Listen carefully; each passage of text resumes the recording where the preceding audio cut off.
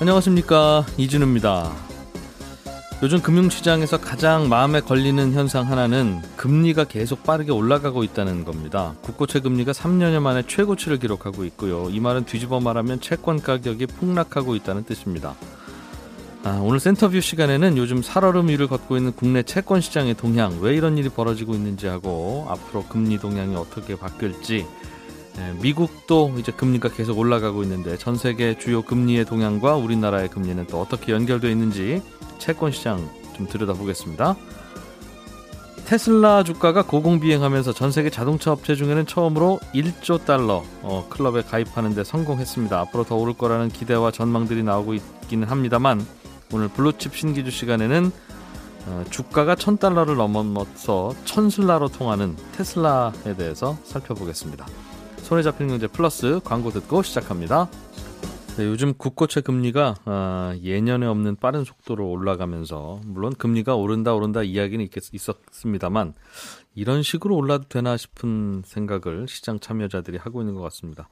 채권 시장을 가까이서 들여다보시는 메리츠증권의 윤여삼 연구원 모시고 요즘 채권 시장 금리 이야기 좀 나눠보죠. 어서 오십시오. 네, 안녕하십니까. 많이 올랐다고 들었습니다. 네. 얼마나 올랐습니까?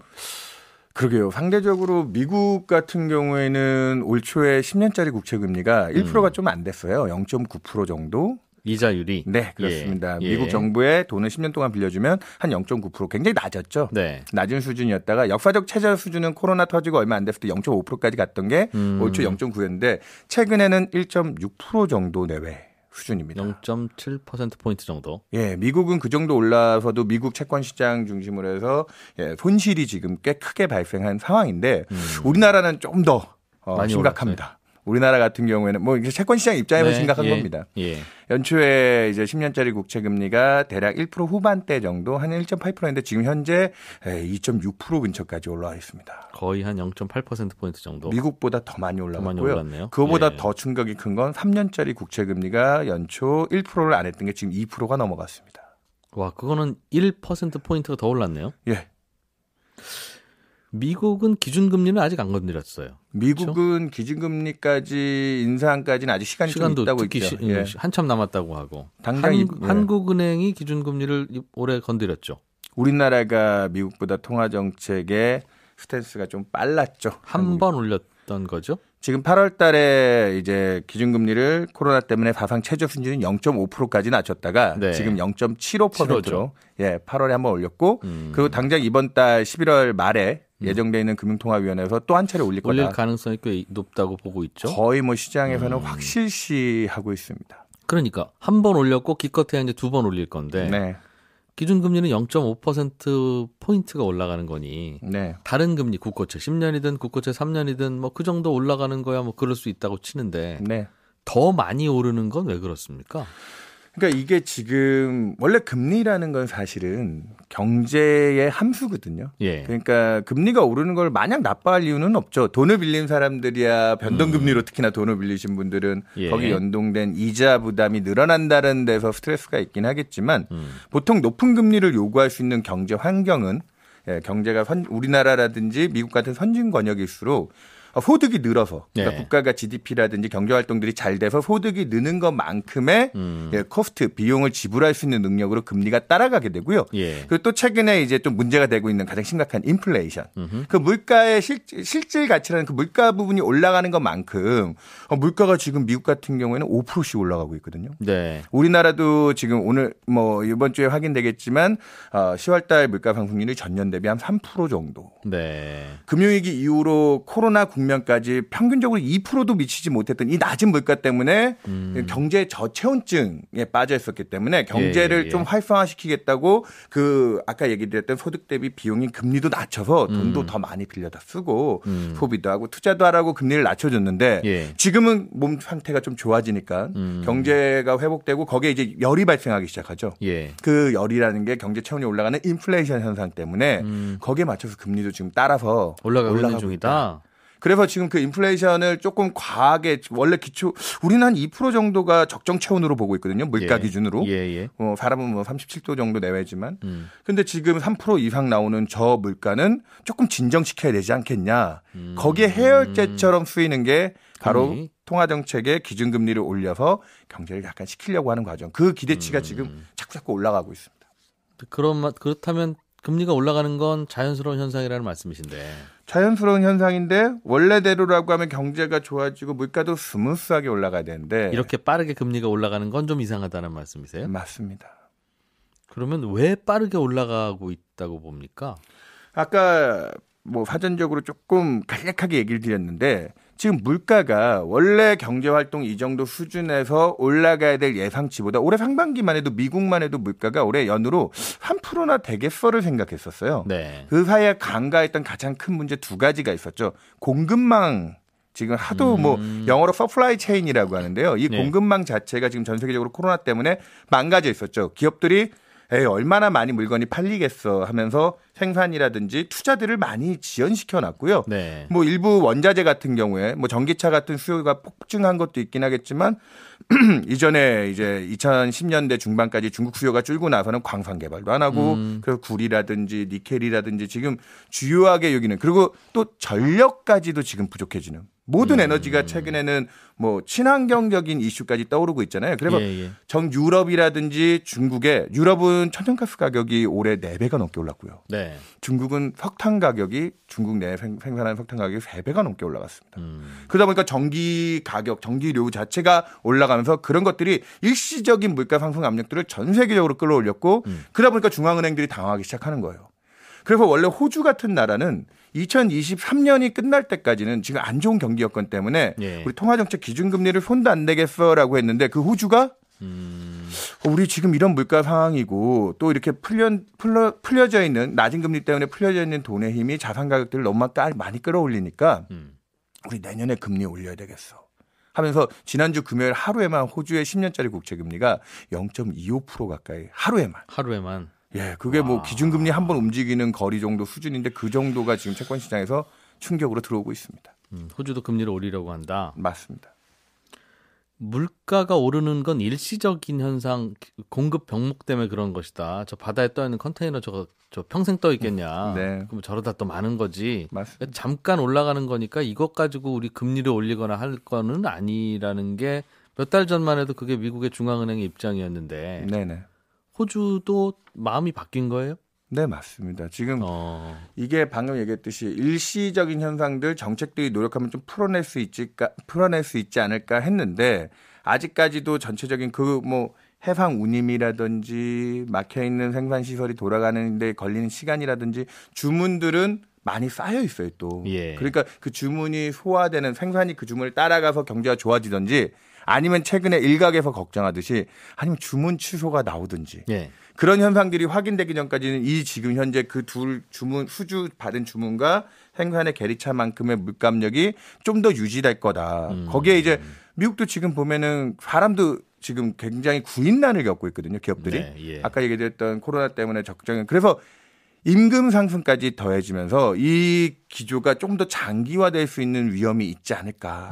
그 걱정에 통화정책들이 원래 얘기했던 시계들을 좀 당기고 그리고 속도도 뭐 미국 같은 경우에는 원래는 올해 연초만 해도 23년까지 기준금리를 동결하겠다고 했던 게 6월 달쯤 들어와가지고는 23년쯤에는 올릴 수 있겠어. 근데 9월 달 들어서 한 분기 지날 때마다 한 1년씩 땡겨서 이러다가는 연준 인사들이 내년에쯤에도 미국의 기준금리 인상도 할 수 있겠다. 그 9월 FOMC 이후에 미국 금리가 한 번 더 출렁이기 시작했고 한국 같은 경우에는 미국보다도 경기 회복이라든지 그리고 통화정책 특히나 이게 아까 얘기드렸던 자산시장의 불균형 우리나라 같은 경우에 그걸 금융불균형이라고 해서 부동산. 집값 주가 오르는 거죠.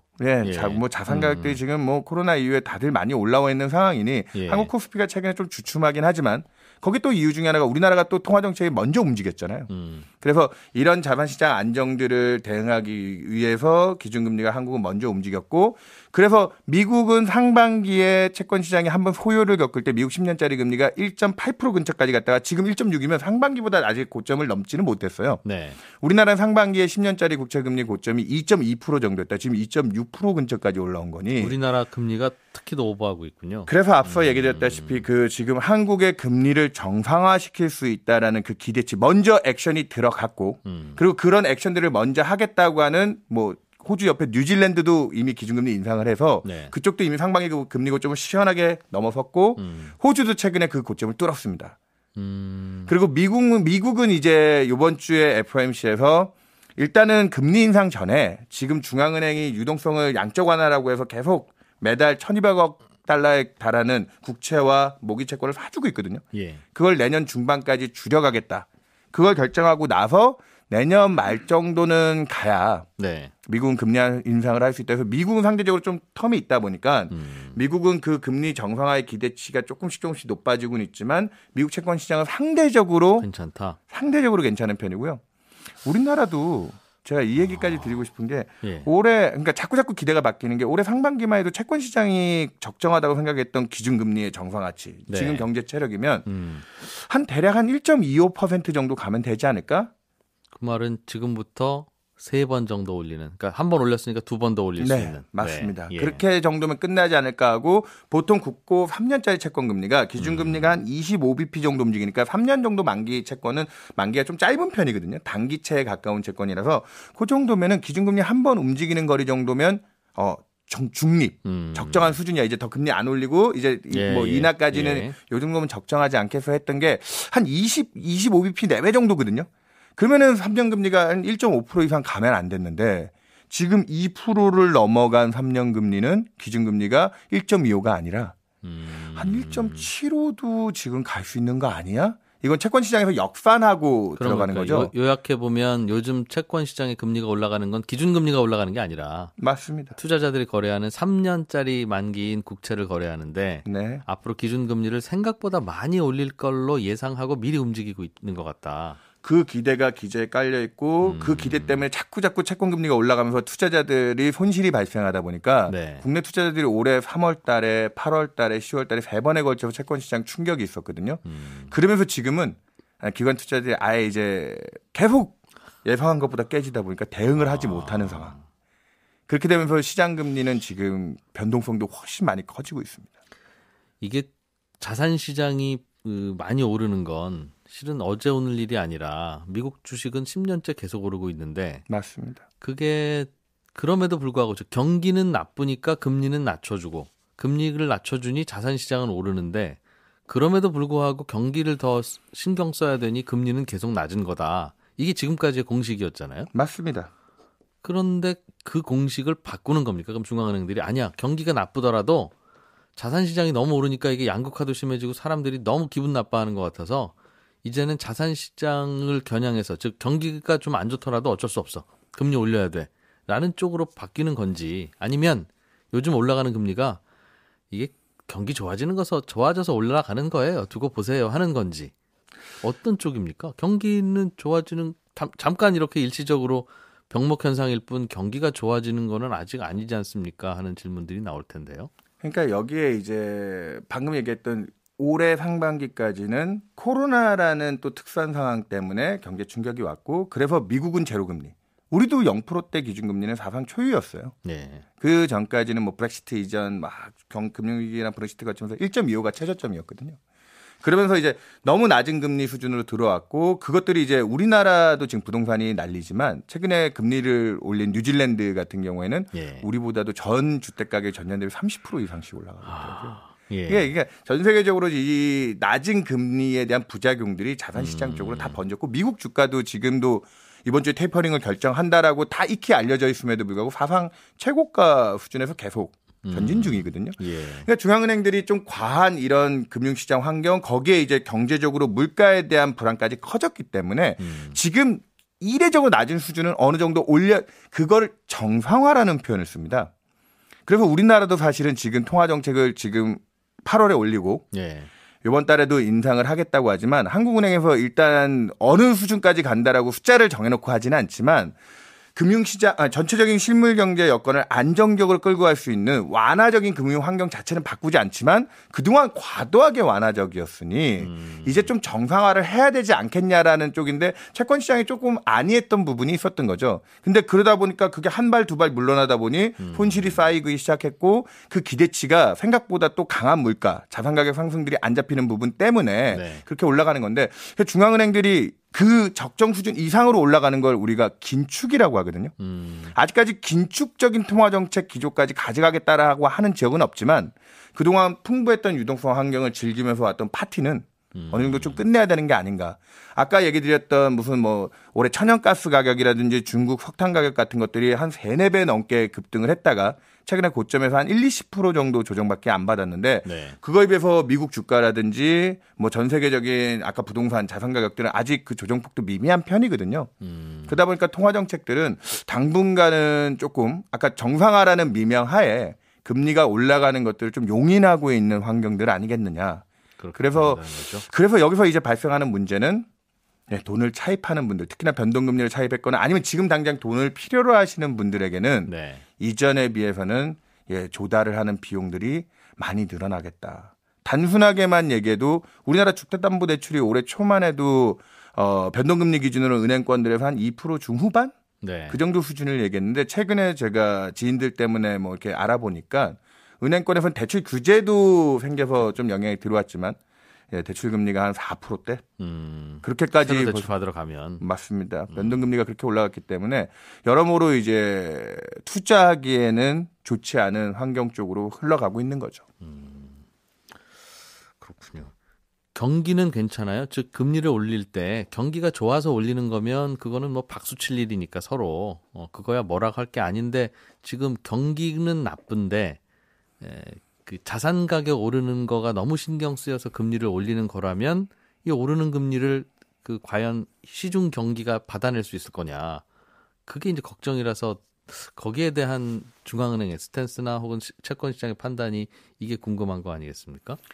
그래서 지금 2018년의 미국 사례를 그냥 간단하게 얘기 드리면 네. 그때도 트럼프 대통령 시절에 통화정책은 기준금리도 매 분기마다 한 번씩 올려서 2018년 4분기에 미국의 기준금리가 2016년까지 제로 수준에서 2.5%까지 올라갔었고요. 예. 그리고 당시에 연준의 그 자산을 아예 축소까지 시키면서 통화정책을 굉장히 강력하게 긴축을 갔는데 당시에는 재정정책이 굉장히 완화적이었어요. 트럼프 대통령이 기업들의 감세도 해주고 하는데 그럼에도 불구하고 중앙은행은 그때 미국 주식시장의 S&P 500이 2,800포인트였거든요. 2018년 4분기에. 예. 근데 중앙은행이 거기서 한마디를 더 했습니다. 아직까지 이런 분위기면 자산시장 이런 분위기면 우리 금리를 갈 길도 멀고 아직 더 올릴 수 있어. 단 2달 동안 미국 S&P 500이 2,300포인트까지 20%가 넘게 빠졌습니다. 그러니까 2019년 1월 달 FOMC에서 딱 시작하자마자 당시 파월 의장이 처음 했던 말이 아니야 우리가 이렇게 금융시장을 망가뜨리려고 얘기했던 게 아니라 우리는 인내심을 가지고 시장을 소통하면서 천천히 가겠어. 그게 네. 당시에 주가 20% 조정 이후에 나왔던 부분이거든요. 당시 미국 경제는 굉장히 실물 경제는 튼튼했습니다. 예. 하지만 자산시장 거품에 대한 대응이었고 지금도 내년도까지 IMF 전망이라든지 대다수의 예측은 올해 코로나 반작용으로 성장률이 굉장히 우리나라도 4%대 성장을 얘기하고 있고 미국도 네. 지금 5% 이상 과도한 성장인데 내년도에도 나쁘지는 않아요. 다만 지금 물가가 너무 많이 올라오니까 뭐 최근에 자동차나 주택 같은 내구재 같은 경우에는 너무 거래량이 줄기 시작한다고 합니다. 왜냐 생산이 안 돼서 자동차 같은 경우에는 그런 문제도 있다고 하지만 올해 중고차 가격만 전 세계적으로 한 30-40%씩 올라가고 네. 신차 가격도 15% 이상씩 올라갔기 때문에 그런 가격이 올라간 건 양날의 검이죠. 비싸니까 안 사죠. 예, 그게 또 그 아까 물가가 올라가면 그만큼 내 임금은 안 올라가고 물가만 올라가면은 경제에 타격을 주기 때문에 그런 부담이 상당 부분 통화정책 정상화에도 부담을 주는데 내년도에 그래서 경제 쪽에 부담을 줄 거냐 적정 금리를 따져보면 미국 같은 경우에는 지금 기준금리 2%까지는 경제가 부러질 정도는 아니겠다. 우리나라 같은 경우에도 아까 올해 상반기에 완화적인 환경을 인정해서 한 1.25까지는 그래도 저 정도 수준까지 올리는 거는 정상 아니겠느냐라는 시장이 요즘에 한 발 물러나서 한 1.5% 정도까지. 예. 그러니까 바닥 수준 0.5에서 한 1%포인트 정도까지 올라오는 건 우리나라가 지금 실질 기준으로 성장이 한 2% 내외 정도 하거든요. 그 정도까지는 완화적인 스탠스를 딱 확실하게 인정하겠는데 기준금리 1.75, 2%까지 간다면 그러면 한국 경제에는 굉장히 큰 부담이 되지 않겠냐. 라고 걱정하면서 지금 국고 3년 금리가 2%를 넘어선 거에 대해서 경제 쪽에서 우려를 또 표명하는 시각들도 늘고 있습니다. 맞습니다. 그런데 분위기 봐서는 그 자산 가격이 자꾸 마음에 걸려서 올리는 금리라면 정책 금리라면 네. 자산 가격 꺾이기 전까지는 계속 올리려고 하겠는데요. 앞서 얘기드렸다시피 한번 부러지는 게 보여야 그 전까지는 이제 이 자산 시장은 원래 이 금융 시장의 속성 중에 하나가 탐욕과 공포거든요. 채권 시장이 먼저 이 공포를 한번 느낀 상황이기 때문에 알겠습니다. 이 채권 조달 측면에서 이 공포가 다른 자산 시장으로도 전이될 수 있다. 그 부분이 내년 상반기까지 미국 테이퍼링 과정에서 주목해야 될 부분이라고 생각합니다. 그렇습니다. 미국 금리가 뭐 한 2% 정도 될 때까지 올리더라도 경제가 부러지지 않겠다는 판단이야 하겠으나 네. 굳이 그렇다면 2%에서 왜 제로 금리로 낮췄겠어요? 이유가 있을 거 아니겠습니까? 맞습니다. 근데 이제 그 이유가 다 사라진 거냐 하는 거에 대해서는 퀘스천 마크가 있을 텐데 그럼에도 불구하고 먼저 금리가 올라가고 다른 나라도 그런 건 자산 가격을 견제해야 되는 생각을 중앙은행들이 점점 더 많이 하는 게 아닌가 하는 그런 생각이 들어서 예전에는 없었던 그 방정식과 공식이 자꾸 시장에 좀 적용되는 것 같네요. 그래서 내년도에 네. 미국 10년 금리 2%를 킬 라인이라는 표현을 씁니다. 자산 시장에 죽음의 선이 되지 않겠냐. 지금 몇 프로예요? 지금이 1.6%입니다. 그러니까 그 40bp의 상승 버퍼만큼이 금융시장에서 가장 긴장하고 지켜보는 하나의 선이 되지 않겠나 생각하고 있습니다. 자산 가격에 굉장히 예민하게 작용하겠네요. 예. 메리츠증권의 윤여삼 연구원이었습니다. 고맙습니다. 네, 감사합니다. 네, 블루칩 신기주 시간입니다. 테슬라 이야기 좀 해보죠. 북저널리즘의 신기주 기자 어서 오십시오. 네, 안녕하세요. 테슬라 주가가 $1,000를 넘었어요. 네. 아니, 넘었는데, 그러니까 정확하게 일주일 전이죠. 10월 네. 25일 월요일 날 넘었습니다. 근데 다들, 넘었구나 뉴스 많이 보셨을 텐데, 아직도 넘고, 계속 오르고 있는 상태인 거예요. 사실 많은 전문가들이 왜 이제 이쯤 되면 이제 차익 실현 매물이 나와서 예. 떨어질 것이다라고 생각했고 테슬라에 대해서 전망을 이렇게 그 긍정적으로 하시는 분들조차도 약간 조정이 있지 않을까 생각했는데 지금 주가가 $1,128입니다. 네, $1,100도 넘었어요. 주가도 뭐 비싼 편입니다만 뭐 한 150만 원 되는 거니까요. 우리 돈으로. 네. 그보다는 시가총액이 주로 이제 기업 가치는 네. 시가총액 이야기를 그렇죠. 해야 되는데 네. 시가총액이 $1조 넘었었어요. 그럼 우리 돈으로는 1,300~400조 1,500조 넘었다는 뜻이고. 맞습니다. 네. 이게 보니까 전 세계 1등부터 테슬라를 제외한 네. 1등부터 8등까지 자동차 회사들의 시가총액을 다 더한 것보다 네. 테슬라 하나가 네. 훨씬 많다. 조금 많은 것도 아니고 맞아요. 훨씬 훨씬 많다. 많아요. 그러니까 다 합하면 2020년 판매량 기준으로 $7,000억 8개 더하면. 예. 근데 넘버 8, 탑 8까지 안에 테슬라가 안 들어가요. 판매량 기준으로. 그런데도 8개 다 더했을 때 테슬라보다 약 $4,000 이상, $4,000억 이상 시총이 모자르거든요. 이게 약간 이걸 또 덧붙여 설명하면, 그러니까 2021년에, 그러니까 올해입니다. 올해 테슬라가 판매할 거라고 예상되는 것, 그러니까 3분기 지났으니까 판매량이 90만 대예요. 올 한해. 네. 예. 그런데 2020년에 판매량 1등인 도요타가 팔았던 게 950만 대입니다. 1년에 90만 예. 대하고 950만 대면 이것만 갖고도 말이 안 되잖아요. 10배 이상 차이가 나는데 그런데 그럼에도 불구하고 테슬라 하나가 도요타보다 뭐 압도적으로 시총이 높은 거죠. 네. 앞으로 도요타가 돈을 많이 도요타가 아니라 테슬라가 네. 도요타는 한 대 팔아봐야 얼마 안 남지만 테슬라는 한 대 팔면 많이 남아. 그런 논리가 혹시 들어있어요? 그런 사실 주가라는 게 미래 순이익을 현재 가치로 나누는 거니까 지금 논리로 설명해 보려고 애를 썼어요. 많은 전문가들이. 예. 근데 생각해 보니까 또 말이 안 되는 게 2021년에 테슬라의 순이익이 $60억 전망되는데요. 이것도 많이 는 거죠. 예. 근데 애플의 20분의 1입니다. 그리고 아마존의 5분의 1이에요. 이 순이익 규모가. 그럼 순이익만 갖고도 설명이 안 되는 거죠. 근데 설명은 안 되는데 네. 그래서 설명이 안 되길래 네. 저러다 떨어지겠지. 저러다 떨어질 거야. 네. 저거 거품이지. 맞아요. 저러다 고생 많이 하는데 맞아요. 어쩌시면 네. 좋은가? 네. 라고 했던 분들이 지금 다 네. 저 지금이라도 사야 되나요? 쪽으로 네. 바뀌고 있으니까 주가는 네. 가장 높은 수준까지 올라오고 이거 어떻게 해석해야 되느냐 그게 고민인 거죠. 제가 오늘 드리고 싶은 말씀이 바로 이건데요. 그러니까 월가의 시선이라는 게 있어요. 네. 뭐냐면 월가의 시선은 일어난 현상을 논리적으로 설명하려고 애를 쓰는 거죠. 자, 일어나서 주가가 올랐으니까 이걸 수치로 어떻게 해석할까 설명하는 겁니다. 그런 경우에는 사실은 테슬라 주가를 추종하게 되어 있는데 테슬라로 돈을 버는 분들의 상당수가 그러니까 기업 그리고 또는 기술 그 자체를 보고 투자를 하는 분들이 많거든요. 그러니까 대표적으로 그 월가의 대표적인 주식 분석 방법 중에 하나가 PER이라는 게 있잖아요. 네. 그러니까 테슬라 PER이 173인데 이게 결국은 뭐냐면 주가를 주당 순위로 나눈다 이런 건데 좀 복잡하고 결국 제조업의 분석에 유용한 틀이에요. 원가를 얼마나 남길 것이냐. 그러니까 제조업이라는 게 결국은 그 원가 대비 이익률이 매우 중요하잖아요. 그러니까 그 시절에는 PER이 중요했어요. 그러니까 테슬라가 자동차 기업이니까 네. 대표적인 제조업 군이잖아요. 그럼 PER로 설명을 해보려고 하는데 PER은 설명이 안 되는 거예요. 그러니까 나중에 닷컴 기업 등장했을 때 그때는 PSR이라는 게 있었습니다. 뭐냐면 회사가 매출이 막 빨리 증가하면 이익은 못 내지만 그렇죠. 그러면 네. 매출 증가 속도를 갖고 이 회사 매력이 있어 이렇게 설명하려고 했던 것인데 매출의 몇 배가 시가총액이다 이런 식으로. 그렇죠. 맞습니다. 근데 그거 역시도 닷컴 기업 시절에 닷컴이 막 잘 되니까 월가가 요거를 설명하려고 하는 거예요. 나중에 개발한 게 빅테크 시절에는 PDR이라는 게 나오잖아요. 아시죠? 네. 프라이스 드림 레이시오. 레이시오. 네. 주가 꿈 뷰리라는 건데 얼마나 상상력이 풍부하게 작동할 수 있는 회사냐. 네, 맞습니다. 네, 시가총액이 이렇게 나왔는데 그 회사가 갖고 있는 그 포함된 속해 있는 시장의 규모가 이만큼인데 네. 그 안에 이제 시장 점유율이 이만큼이니까 그걸 나누면 그럼 이게 나온다. PDR인 거예요. 근데 이 모든 것들이 어떻게 설명하려는 거냐면 그 월가라고 하는 것도 결국 그 대형 금융회사들의 그 집합체잖아요. 그러니까 내부 결제를 받아야 돼요. 투자를 하려면 네네. 자, 왜 이거 투자하려고 해? 그러면 설명해봐. 숫자가 나와요. 이렇게. 그러니까 이제 보고 근거를 위한 근거가 바로 그래서 억지로 만든다. 그렇죠. 네.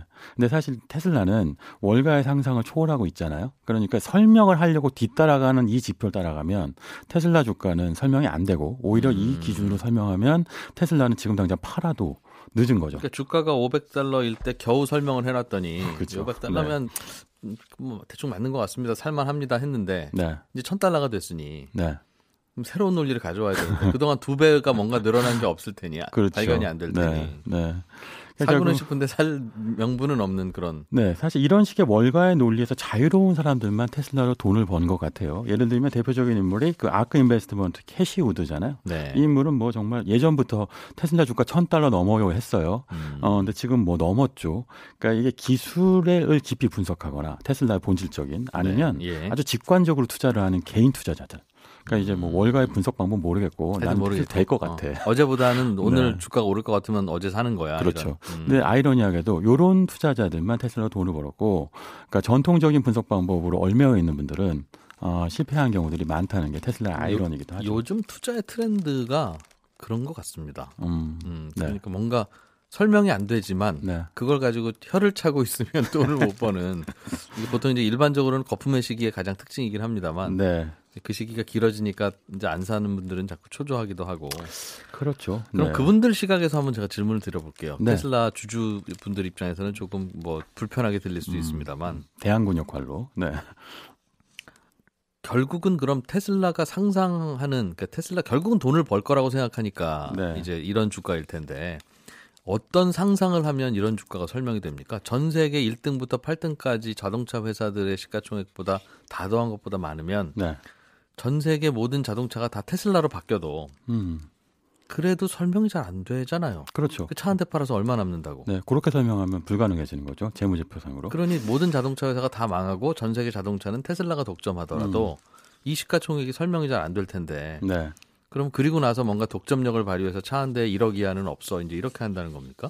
그러니까 이게 이런 거라고 설명할 수 있겠어요. 그러니까 그 전 자동차 회사들의 경쟁이라고 하는 게 그 자동차 레이싱하고 꽤 닮아 있다고 보여지는데요. 그 자동차 레이싱 보면 그 레이서들이 이렇게 변곡 구간, 그러니까 곡선 구간 아니면 이렇게 사고가 팍 나면 네네. 그때 막 앞서가잖아요. 예. 자동차 메이커들도 똑같이 그러니까 혁신, 기술적인 변화가 있을 때 그때 시장의 지지를 받거나 아니면 뭐 반도체 대란 같은 위기 구간이 있을 때 네. 이때도 사실은 이 회사가 압도적이구나라는 걸 드러내면서 시장의 평가를 받는데 이번 케이스는 테슬라는 두 가지가 다 있습니다. 기술 혁신 구간하고 기술 위기 구간이 다 있어요. 그러니까 기술 위기 구간부터 설명드리면 대표적으로 반도체 대란이라고 하는 반도체가 없어서 모두 자동차 못 만들어요 했잖아요.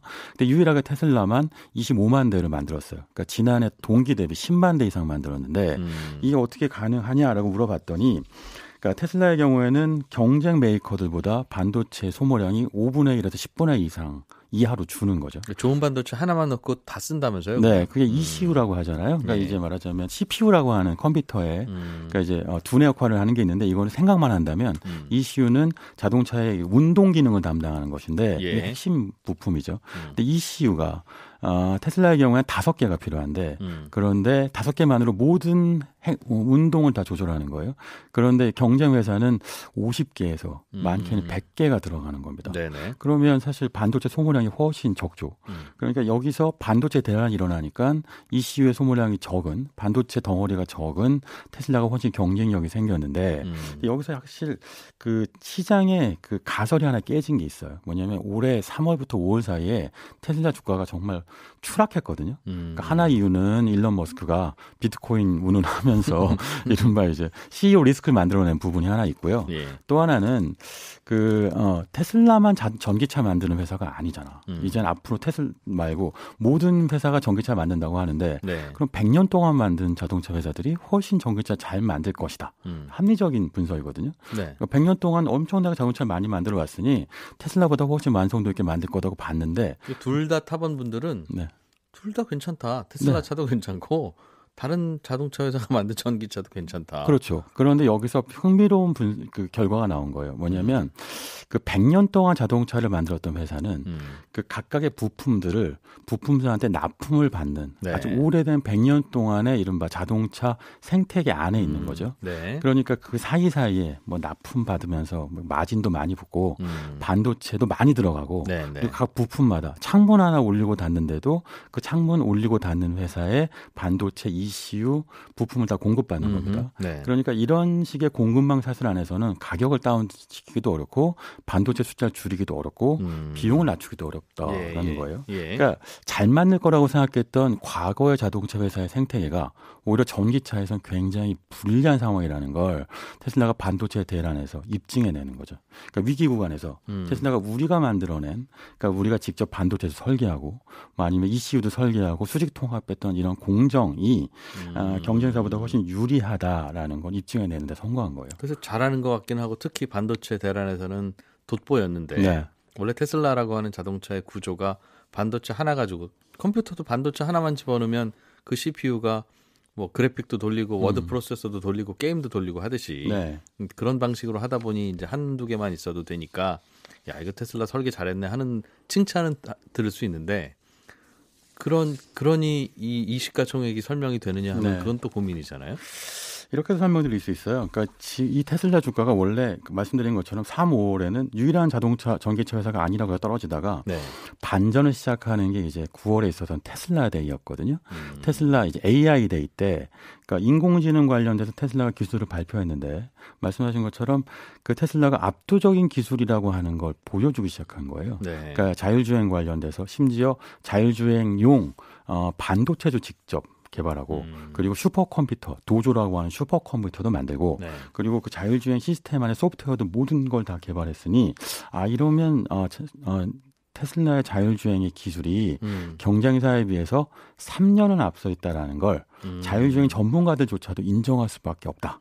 자율주행 차가 만들어지면 테슬라가 퍼스트일 것이다. 그렇죠. 네. 그러면 이제까지 전기차라고 하는 거에서 전기차는 에너지원이 전기 쓰는 네, 거잖아요. 네. 요걸 선점해서 주가가 앞서갔는데 이젠 자율주행 시대가 펼쳐지는 거 모두 다 알고 있는데 여기서도 3년을 앞서 있어? 그러면 주가를 빨리 끌어올릴 수 있는 요인이 되는 거죠. 거기에 반도체 대란이라는 천재 지변이 겹치니까 테슬라의 기술력이 대외적으로 드러나게 되는 겁니다. 많은 분들이 테슬라에 대해서 이 시가총액을 설명해 보세요. 이제 이런 식으로 하면 앞으로는 자율주행 시대가 올 거고 네. 그러면 운전자가 필요 없을 것이고 그러면 테슬라 자동차는 출퇴근용으로 쓰면 주차장에 세워놓지 않고 출근하고 나서 퇴근 시간까지는 차가 혼자 돌아다닐 것이다. 혼자 돌아다니면서 손님 태우고 다니면 나는 퇴근할 때 돈만 세면 된다. 네. 그게 자율주행 택시 개념인 거죠. 그러니 이건 차가 아니라 네.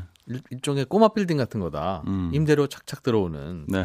그러니까 그게 한 대가 얼마나 되겠으며 네. 그거 분양받으려고 얼마나 줄 서겠느냐. 네. 그렇게 상상을 해보라고 설명을 하더군요. 뭐 이렇게도 설명할 수 있어요. 여기 하나 덧붙이자면 그 테슬라는 앞으로 자동차 금융에 진출할 건데 뭐 자연스러운 흐름이죠. 근데 우리가 생각하는 자동차 금융이라고 하는 건 그 자동차를 살 때 이게 비싸니까 거기에 대한 자금을 대출해주는 이 대출 개념일 텐데. 할부금융. 네, 근데 할부금융이요. 근데 테슬라의 경우에 보험이 가장 중요한 그 마켓 목표입니다.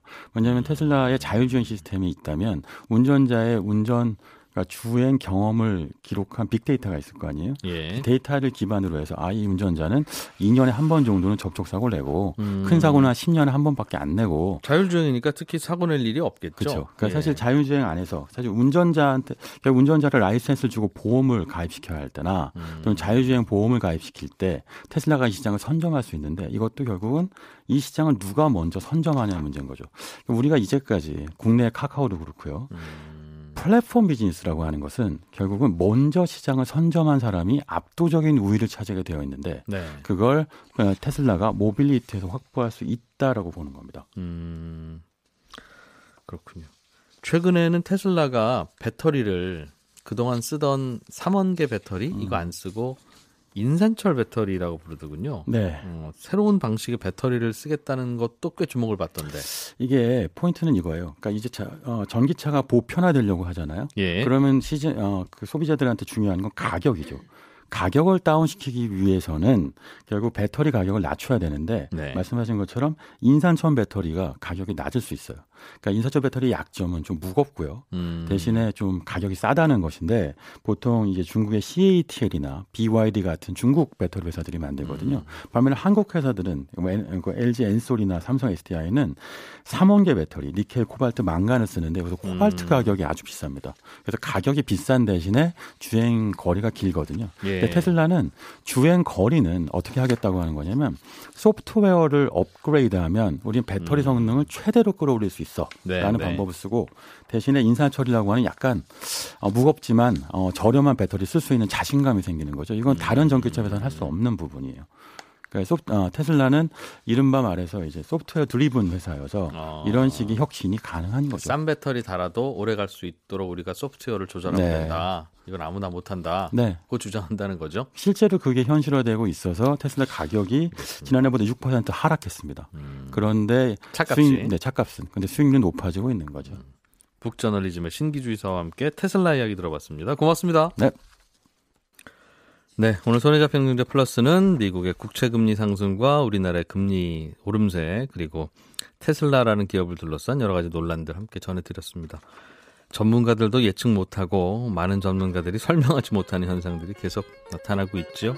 그럴 때일수록 또 여기저기에 귀를 기울여서 생각을 정리하는 수밖에 없겠다 하는 생각이 듭니다.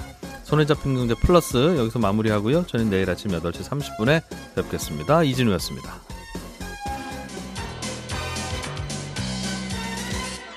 더 깊고 더 재미있는 경제 이야기 이진우의 손에 잡히는 경제 플러스.